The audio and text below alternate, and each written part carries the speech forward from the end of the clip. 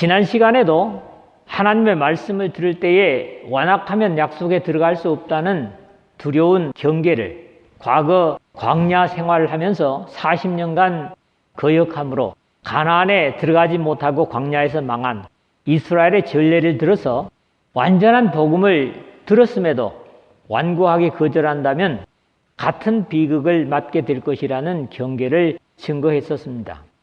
오늘 이 말씀 역시 거기에 연결된 같은 경계의 교훈입니다. 같은 말씀을 반복적으로 인용하면서 시작할 때 가졌던 확신을 끝까지 놓지 말 것을 당부합니다. 이집트에서는 하나님의 능력을 힘입어서 탈출해 나왔지만은 불순종으로 광야에서 안타까운 일생을 마친 비극적인 본보기를 역시 제시하고 있습니다. 대부분의 사람들이 어떤 일에 있어서든지 시작은 멋지게 하는 것은 흔한 일이죠. 그러나 뒤로 갈수록 처음의 모습을 잃어버리고 흐트러지고 마는 것도 세상사에서 흔한 일이기 때문에 언제나 처음 마음을 잃지 말라는 경계를 자주 말하게 됩니다.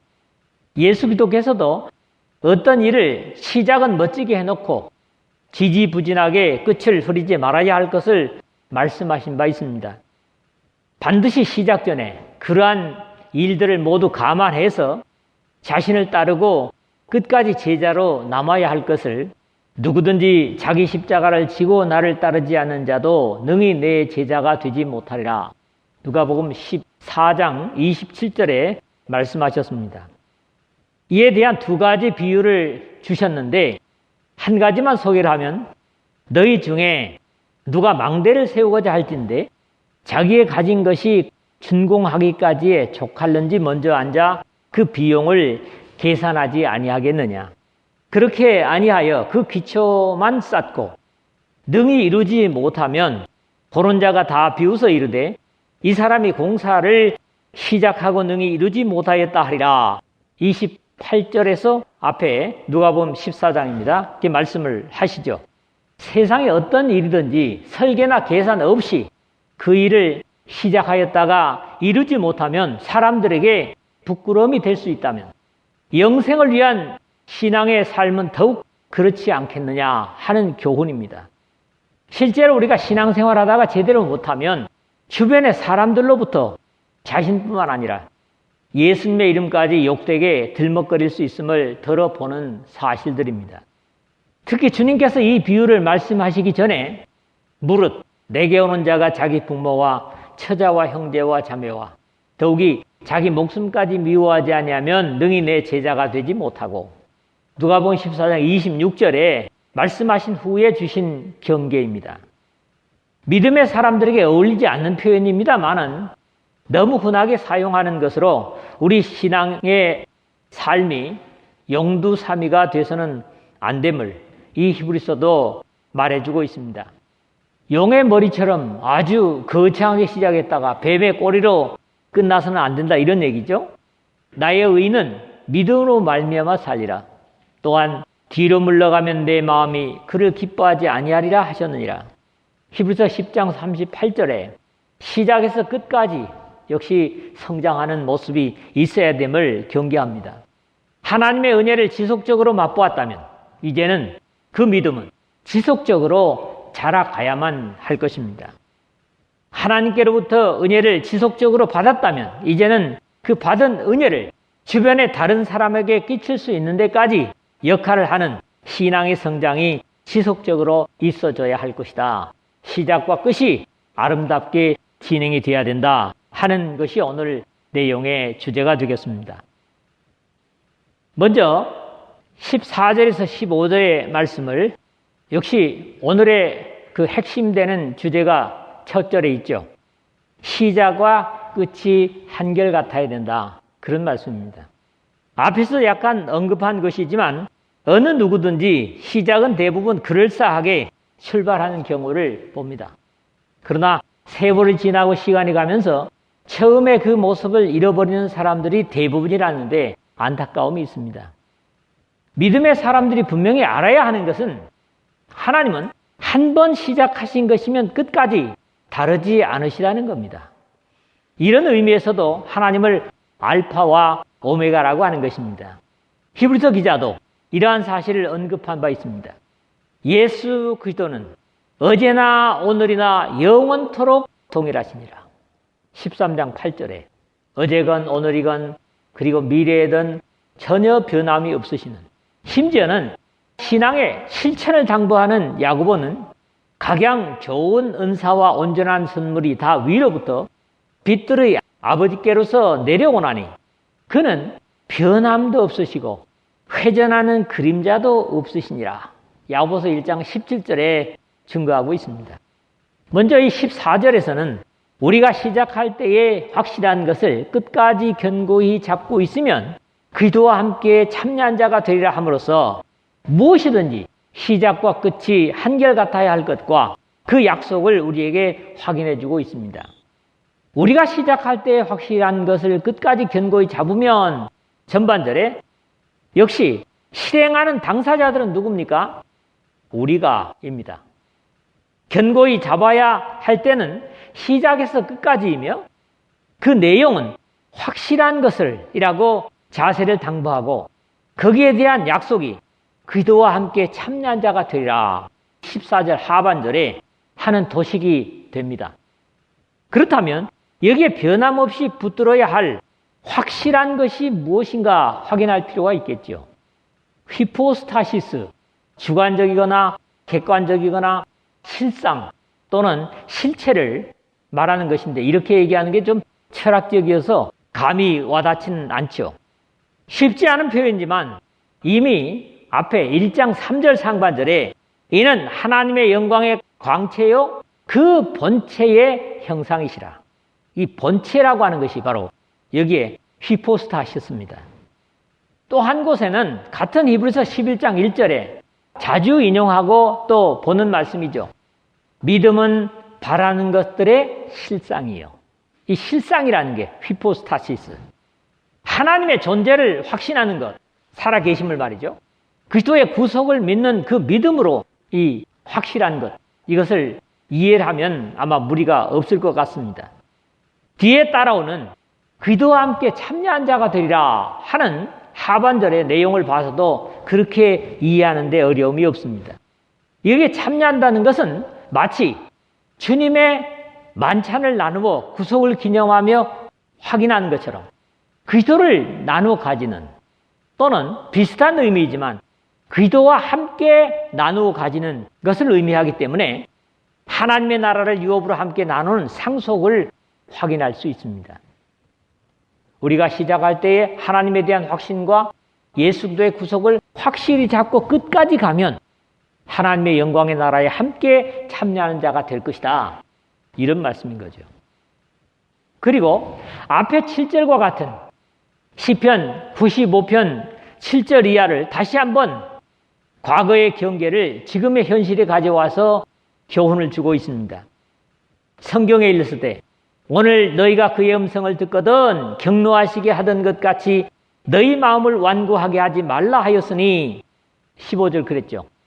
중요한 것은 성경에 일렀을 때 한 것인데 하나님께서 그의 일꾼들을 통해서 주신 모든 성경은 그의 백성들에게는 절대적인 권위를 가지는 법이죠.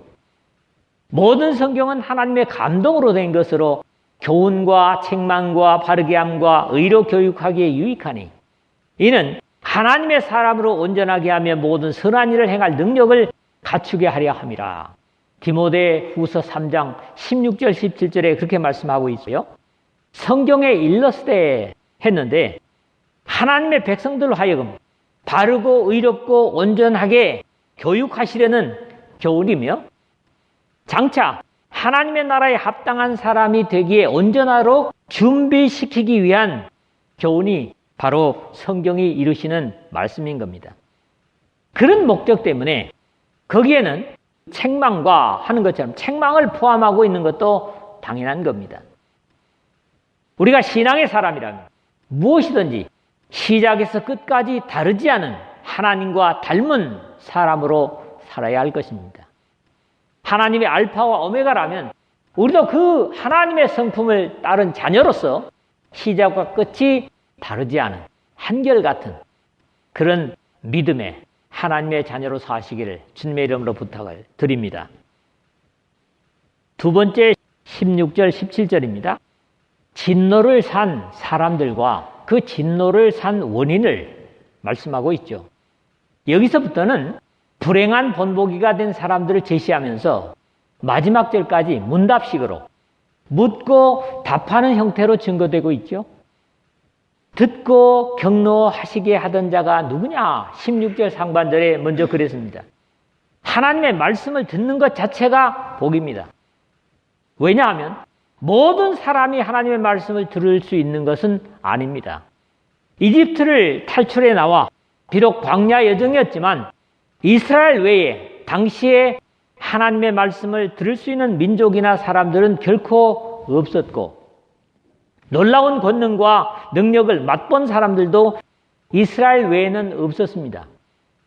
이스라엘이 빠져나간 것이 억울하고 안타까워서 다시 군대를 이끌고 그들을 추격하던 바로나 그의 군인들은 이스라엘이 갔던 경로를 따라가면서도 홍해의 물속에 수장되어 빠져 죽고 마는 이유는 이스라엘은 하나님의 말씀을 듣고 나아갔지만 그들은 하나님의 말씀을 듣지 못한 것이 차이라면 차이라고 생각할 수 있습니다. 그만큼 하나님의 말씀을 듣는 것 자체가 복이 된다고 하는 것은 죽음과 생명의 차이가 있기 때문이며 육신적인 존재이면서도 영적인 존재인 사람에게 있어서 세상에서 채울 수 없는 가치를 말씀을 통해서 받을 수 있기 때문입니다. 이것은 오늘 우리가 오염되지 않은 말씀을 들을 수 있다는 감사를 갖게 하는 이유가 되기도 합니다. 왜냐하면 그러므로 믿음은 들음에서 나며 들음은 그리스도의 말씀으로 말미암았느니라. 너무 유명한 로마서 10장 17절 말씀에 보듯이 하나님의 말씀은 믿음을 키우기 위해서도 주고 계시는데 그 말씀을 외면하고 거절해 버리면 더 이상 소망 없는 인생들이 되고 말 것입니다. 그럼에도 그들이 누구냐 하면 바로 모세를 따라 애굽에서 나온 모든 사람이 아니냐 16절 하반절에 하시는 하나님의 안타까운 탄식의 소리를 듣습니다. 완악하기 이를 데 없는 바로와 이집트를 빠져나오기까지도 10가지의 재앙의 능력을 볼 수 있습니다. 사람으로서는 경험할 수 없는 이적들을 경험하고 나왔음에도 그러한 경험을 모조리 잊어버린 사람들처럼 이집트에서 모세와 아론을 통해서 내리셨던 동일한 말씀을 거절하였던 것입니다. 하나님의 말씀을 듣지 못한 사람들과 들은 사람들에게도 하나님은 분명한 차이를 두십니다. 예수님께서 주인의 뜻을 알고도 준비하지 아니하고 그 뜻대로 행하지 아니한 종은 많이 맞을 것이요 알지 못하고 행한 자는 적게 맞으리라.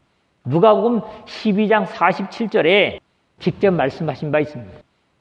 그러므로 하나님의 말씀을 들을 수 있다면 듣고 경노하게 하던 자가 되어서는 절대로 안 될 것입니다. 말씀이 희귀하던 시대에 예레미야는 자신이 말씀을 들은 것에 대한 감격을 이렇게 표현합니다.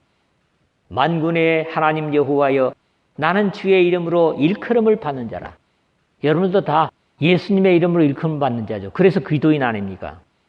내가 주의 말씀을 얻어 먹었사오니 주의 말씀은 내게 기쁨과 내 마음에 즐거움이 오나. 예레미야서 15장 16절에 고백하고 있는 것을 듣습니다. 예속담에 도둑질한 물이 달고 몰래 먹는 떡이 맛이 있다 하는도다. 잠언서 9장 17절에 라는 일반적인 내용이 아닐지라도 너무 풍성하지 않고 모자라는 듯한 음식물이 맛이 있기 때문에 예레미야는 얻어먹는 말씀의 감격을 표현하고 있는 것일 것입니다. 많이 흡족하게 먹는 것보다 뭔가 좀 맛있게 먹는 그런 어떤 표현으로 얻어먹었사오니 감격을 하고 있는 거죠. 또 하나님이 40년 동안 누구에게 노하셨느냐? 그들의 시체가 광야에 엎드러진 범죄한 자에게가 아니냐 17절에 했는데 이 말씀으로 볼 때 진노하신 대상을 이미 과거에 불순종하여 멸망한 사람들이었음을 지적하시고 이 은혜의 시대에 그런 안타까움으로 끝나서는 안 될 믿음의 자세를 우회적으로 경계해 주시고 계신다. 저는 이렇게 말씀을 이해했습니다. 언젠가 성경의 40년이라는 수는 늘 고난을 의미하는 숫자라고 그렇게 말했던 것으로 기억합니다. 그러므로 광야는 의롭게 살아야 할 하나님의 백성들에게는 이 세상으로 상징될 수 있습니다. 이스라엘에게 가나안이라는 젖과 꿀이 흐르는 땅을 약속하시고 광야를 거치게 하셨다면 우리에게 상함도 없고 해함도 없는 영원한 영광의 천국을 약속하시고 이 세상에서 합당한 훈련을 하게 하시는 것과 다르지 않다, 이렇게 이해를 합니다. 누구에게 노하셨느냐 그러셨죠. 절대로 하나님의 진노의 대상이 되어서는 안 된다는 경계를 자주 이 히브리서가 말하고 있지만 사실 하나님은 진노의 하나님이시기보다는 사랑의 하나님이십니다. 그럼에도 하나님의 독생자를 희생하시기까지 우리를 사랑하신 은혜를 등진다면 거기에 남는 것은 당연히 진노뿐일 수밖에 없습니다. 그들의 시체가 광야에 엎드러진 범죄한 자에게가 아니냐. 17절 하반절에 사실 숫자에 셀 수 있는 군인으로서의 이집트에서 나온 사람의 수가 60만 명이었습니다. 출애굽기 12장 37절과 여러 군데 있습니다만은 출애굽기 38장 26절 엄청난 수 중에 여호수아와 갈렙 외에는 모두 충성됨의 시험 무대였던 광야에서 삶을 끝내고 맙니다. 또 시체가 광야에 엎드러진 범죄한 자에게가 아니냐 하심으로써 그들의 반응대로 이미 형벌받은 대상들이었음을 증거하십니다. 하나님 앞에서의 구원은 언제나 과거 완료형이며 계속 이루어지고 있음을 성경에서 볼 수 있습니다. 가장 확실한 예가 이거죠. 요한복음 5장 24절입니다. 내가 진실로 진실로 너희에게 이르노니 내 말을 듣고 또 나를 보내신 이를 믿는 자는 영생을 얻었고 그 다음에요. 심판에 이르지 아니하나니 사망에서 생명으로 옮겼느니라. 완료형이죠. 주님께서 직접 주신 말씀입니다. 믿음의 사람들이 본받지 말아야 할 분명한 전례를 경계하시는 말씀이 하나님의 은혜와 사랑을 거역하여 멸망받지 말라는 애절한 사랑의 호소인 겁니다. 세 번째 이 말씀은 18절에서 19절까지입니다. 여기는 진노를 산 결과 그리고 오늘 내용의 결론을 말씀하고 있는 거지요. 세 번째 질문과 답변에서는 이스라엘의 믿지 못한 불신의 결과를 증거하고 있습니다. 하나님은 항상 자신의 사랑의 초청에 응답하는 자들을 찾고 찾으십니다. 무한하신 하나님이시지만 심지어 한 사람의 영혼이라도 이미 예비하신 예수 그리스도의 희생을 통한 구원의 영광을 누리게 하시려고 과거에나 지금이나 찾고 찾으심을 깨닫게 됩니다. 이미 지난 8절에서는 광야에서 시험하던 날에 거역하던 것 같이 너희 마음을 완고하게 하지 말라 그렇게 경계를 하셨고요. 또 11절에서는 내가 노하여 맹세한 바와 같이 그들은 내 안식에 들어오지 못하리라 하였느니라는 같은 경계를 주신 바 있습니다. 또 하나님이 누구에게 맹세하사 그의 안식에 들어오지 못하리라 하셨느냐? 곧 순종하지 아니하던 자들에게가 아니냐. 오늘 18절에 그랬는데 이 말씀은 적어도 세 가지 범죄로 경계를 주고 있습니다. 하나님의 맹세 그리고 부정적인 선언 그 대상을 순서적으로 말씀하고 계신 겁니다. 먼저는 또 하나님이 누구에게 맹세하사 첫 부분에 그랬는데 사람은 맹세할 수 없는 존재이기 때문에 하나님은 그의 백성들에게 사실 맹세를 금하셨습니다. 나는 너희에게 이르노니 도무지 맹세하지 말라. 하늘로도 말라 이는 하나님의 보좌임이요. 마태복음 5장 34절 계속해서 이렇게 맹세하지 말라는 말씀을 주님께서 직접 주십니다. 좀 더 구체적으로 맹세하고 지키지 못함으로 죄를 지을 수 있음도 경고하셨습니다. 내 형제들아, 무엇보다도 맹세하지 말지니 하늘로나 땅으로나 아무 다른 것으로도 맹세하지 말고 오직 너희가 그렇다고 생각하는 것은 그렇다 하고 아니라고 생각하는 것은 아니라 하여, 이게 중요합니다. 정죄 받음을 면하라. 야고보서 5장 12절이죠. 맹세를 결국 하고 지키지 않음으로써 정죄받는다. 이것을 면하라. 이런 권면을 주고 있다는 겁니다. 그럼에도 하나님은 맹세하시고 그 맹세는 어떤 일이 있어도 어떤 변화가 생길지라도 반드시 지키시는 분이 하나님이시고 지키실 수 있는 분이 하나님이시기 때문에 하나님은 맹세를 하시는 겁니다. 하나님은 맹세하시고 그 맹세에 매이시는 분이시지만 그럼에도 오늘 본문처럼 멸망당할 맹세의 대상이 되지 말라 하는 경계를 주고 계신 겁니다. 그 안식에 들어오지 못하리라 하셨으나 이 중간절에 그랬죠. 하나님께서 이집트를 탈출시키신 이스라엘 백성들에게 자신의 말씀을 순종하기만 하면 틀림없이 주실 것을 맹세하십니다. 내 하나님 여호와께서 네 조상 아브라함과 이삭과 야곱을 향하여 네게 주리라 맹세하신 땅으로 너를 들어가게 하시고 네가 건축하지 아니한 크고 아름다운 성읍을 얻게 하시며 네가 채우지 아니한 아름다운 물건이 가득한 집을 얻게 하시며 네가 파지 아니한 우물을 차지하게 하시며 네가 심지 아니한 포도원과 감람나무를 차지하게 하사 네게 배불리 먹게 하실 때에, 신명기 6장 10절에서 11절의 말씀이죠.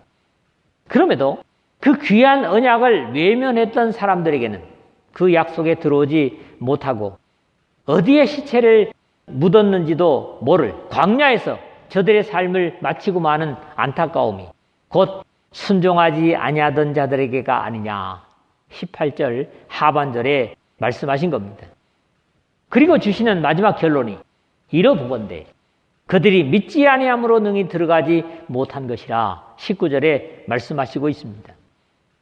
사실 이집트에서 이끌어내어 가나안을 주실 때도 저들의 노력으로 일군 산업이 아닌 하나님께서 전적으로 하나님의 능력으로 마련하신 모든 것을 저들에게 주셨다는 내용을 앞에 신명기 6장 10절에서 11절에서 네가 건축하지 아니한 크고 아름다운 성읍, 네가 채우지 아니한 아름다운 물건이 가득한 집, 네가 파지 아니한 우물, 네가 심지 아니한 포도원과 감람나무를 차지하게 하실 것이다 맹세를 하셨다면 예수 그리스도의 피로 얻게 되는 하나님의 영광의 나라 역시 우리가 한 것은 한 가지도 없는 전적으로 하나님께서 마련하신 것이라는 데서 앞의 약속과 전혀 다름이 없고, 구약 성경에서도 그들의 마음을 완악하게 하여 믿지 못함으로 들어가지 못하고 광야에 모두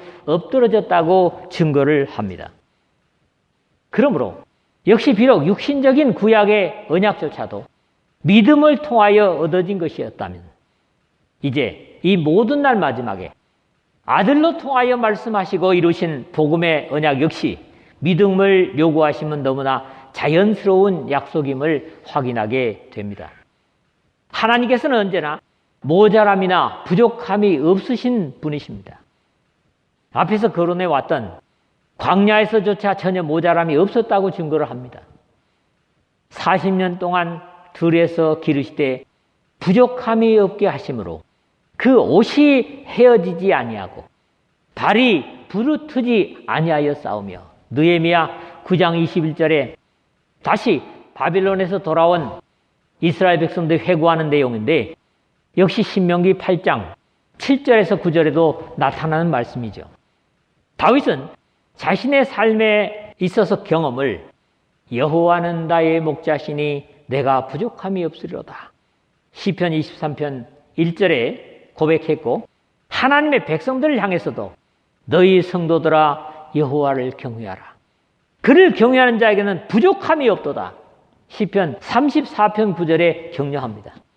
이런 말씀은 성경 전체에 또 시편에 풍성하게 널려 있습니다. 그럼에도 안타까운 것은 이렇게 풍성한 하나님을 모시고 산다고 하면서도 이 모자람이나 부족함이 없으신 하나님의 부여를 누리지 못하는 사람들의 모습인 겁니다. 바울은 오늘 복음 속에 살고 있는 하나님의 백성들을 이렇게 표현하고 있습니다. 근심하는 자 같으나 항상 기뻐하고 가난한 자 같으나 많은 사람을 부유하게 하고 아무것도 없는 자 같으나 모든 것을 가진 자로다. 고린도후서 6장 10절에 증거하고 있습니다. 물론 이것은 비단 세상에서 유동적인 물질만을 기준한 것은 아닐 것입니다. 말씀을 마무리하겠습니다. 하나님은 시작과 끝이 한결같으신 알파와 오메가라는 별명을 가지고 계신 분입니다. 나는 알파와 오메가라, 이제도 있고 전에도 있고 장차 올 자요 전능한 자라. 요한계시록 1장 8절에 말씀하시죠. 그러므로 우리가 시작할 때에 확신한 것을 끝까지 튼튼히 붙잡고 산다면 우리 주 곧 구주 예수 그리스도의 영원한 나라에 들어감을 넉넉히 너희에게 주시리라. 베드로후서 1장 11절에 분명한 확신을 갖게 됩니다. 다만 하나님의 말씀을 들을 때에 완악함으로 진노하시게 해서는 안 될 것입니다. 불변하시는 하나님의 약속을 받았지만 계속 봐왔던 그 하나님의 능력과 사랑을 보고 들으면서도 다만 하나님을 진노케 함으로 약속에 이르기 전 진노로 그들의 일생을 마친 이집트를 빠져나온 이스라엘 백성들처럼 광야의 한 무더기에 무덤으로 끝나는 전철을 밟지 말아야 한다는 겁니다. 우리 복음 속의 백성들 역시 하나님의 영광의 천국을 약속받고도 처음 믿음을 지속적으로 갖지 못하고 광야와 같은 이 세상에서 영생이 아니라 무덤으로 끝나는 안타까움을 남기지 말아야 되겠다. 그런 경계죠. 하나님의 변치 않으시는 사랑에 응답하는 것은 어려운 것이 아니라 믿음으로 순종하는 것뿐입니다. 이래서 사무엘이 이르되 여호와께서 번제와 다른 제사를 그의 목소리를 청종하는 것을 좋아하심 같이 좋아하시겠나이까. 순종이 제사보다 낫고 듣는 것이 수양의 기름보다 나으니. 사무엘상 15장 22절에 한 것으로 완성된 복음 속에도 이 원리는 다르지 않을 것입니다.